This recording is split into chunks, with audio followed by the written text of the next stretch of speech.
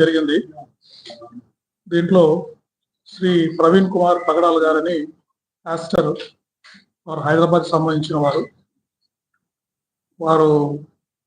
Motor cycle మీద వస్తూ అనుమానాస్పద పరిస్థితుల్లో అక్కడ మరణించడం జరిగింది.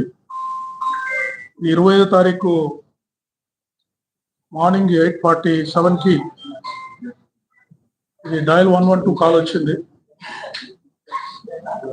ఒక డెడ్ బాడీ పడి ఉంది ఒక మోటార్ సైకిల్ తో పాటు అని చెప్పి ఇన్ఫర్మేషన్ వచ్చింది.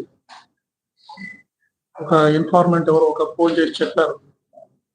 ఆ ఇన్ఫర్మేషన్ మీద అక్కడికి పోలీస్ స్టాఫ్ వెళ్ళి వారిని ఎగ్జామిన్ చేసి అక్కడ సీన్ ఆఫ్ అఫెన్స్కి వెళ్ళి అక్కడ పడి ఉన్న మోటార్ సైకిల్ ఒక డెడ్ బాడీని ఎగ్జామిన్ చేయడం జరిగింది. అక్కడ సీన్ ఆఫ్ అఫెన్స్ లో దొరికిన ఆ మృతుడి సెల్ ఫోన్ ఆధారంగా ఆ ఫింగర్ ప్రింట్ ద్వారా దాన్ని ఓపెన్ చేసి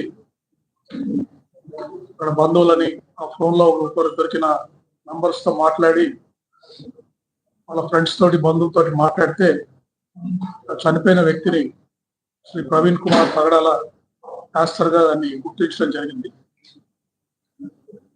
తర్వాత ఆ రోజు వారి బంధువులు ఎవరు అందుబాటులో లేకపోవడము, వారి హైదరాబాద్ వారి స్వస్థలం కావడంతో వారు సాయంత్రం ఇక్కడికి వాళ్ళ బంధువులు వచ్చిన తర్వాత ఆ రోజు కేసు రిజిస్టర్ చేసి నెక్స్ట్ డే మార్నింగ్ వారి బంధువులు ఇంకా వారి ఫ్రెండ్స్ అంతా వచ్చిన తర్వాత మనం ఇంక్వెస్ట్ ప్రొసీడింగ్స్ కండక్ట్ చేశాము.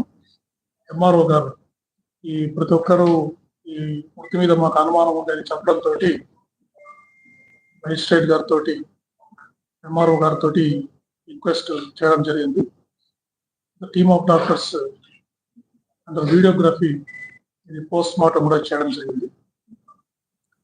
తర్వాత ఈ కేసు వీరి మృతి మీద వారి ఫ్రెండ్స్ కానీ ఇంకా కొంత ప్రజలకు కానీ అనుమానాలు ఉండడం వల్ల దీన్ని చాలా ఇంపార్టెంట్ కేసుగా పరిగణించి ఈస్ట్ గోదావరి ఎస్పీ గారి ఆధ్వర్యంలో ఒక స్పెషల్ ఇన్వెస్టిగేషన్ టీమ్ ని దీన్ని దర్యాప్తు చేయడానికి మనం నియమించడం జరిగింది. దానికి కొవ్వూరు డిఎస్పీ దేవకుమార్ గారు, తర్వాత north zone DSP Srikanth, Umamaheswararao, Vijay Kumar ఇట్లా ఇన్వెస్టిగేషన్ లో ఎక్స్పీరియన్స్ ఉన్న ఆఫీస్ అందరినీ కూడా నియమించి దీన్ని దర్యాప్తు స్టార్ట్ చేయడం జరిగింది. అంతేకాకుండా ఈ కేసుని గౌరవ ముఖ్యమంత్రి వర్యులు డైలీ మానిటర్ చేస్తున్నారు. నిన్న కూడా ఎస్పీ ఈస్ట్ గోదావరి తోటి దాదాపు 45 నిమిషాలు వారి కేసుని పూర్తిగా సమీక్షించారు. దర్యాప్తులో ప్రోగ్రెస్ ఏంటి నివేదిక తీసుకున్న తర్వాత త్వరగా వాస్తవాలు తేల్చి ప్రజలందరికీ విషయాలు తెలియజేయాలని చెప్పారు. అంతేకాకుండా మా డీజీపీ గారు ఇతర ఉన్నతాధికారులు కూడా ఈ కేసుని రెగ్యులర్ గా ఫాలోఅప్ చేసి అప్పటికప్పుడు దీని మీద ఇన్స్ట్రక్షన్స్ ఇవ్వడం జరుగుతూ ఉంది. సో బేసిక్ గా మాకు ప్రిలిమినరీ ఇన్వెస్టిగేషన్ వారు 24వ తారీఖు హైదరాబాద్ లో వారు ప్రిలిమినరీగా ఇంతవరకు వారి బంధువులు కానీ తర్వాత వారు రోడ్లో ప్రయాణం చేస్తున్నప్పుడు కొంతమందితో మాట్లాడిన వాళ్ళ ఫ్రెండ్స్ ద్వారా కానీ ఇంకా అందరితోటి మాట్లాడడం జరిగింది.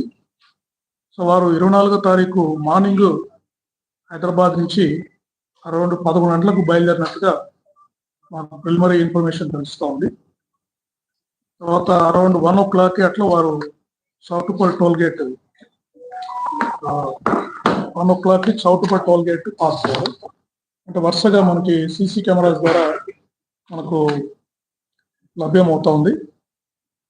తర్వాత కొద్దిసేపు ఒక విజయవాడలో మాత్రమే వారు విజయవాడకు వచ్చిన తర్వాత ఒక 3-4 hours వారి మూవ్మెంట్ ట్రాక్ చేస్తున్నాం. వారు ఎక్కడున్నారు విజయవాడలో అనేది దాని మీద ఫర్దర్ ఇన్వెస్టిగేషన్ జరుగుతూ ఉంది.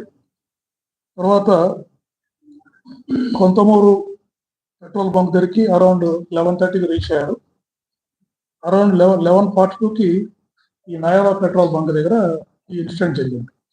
సో వారి మూమెంట్ అంతా కూడా బయలుదేరినప్పటి నుంచి వారు మరణించేంత వరకు పూర్తిగా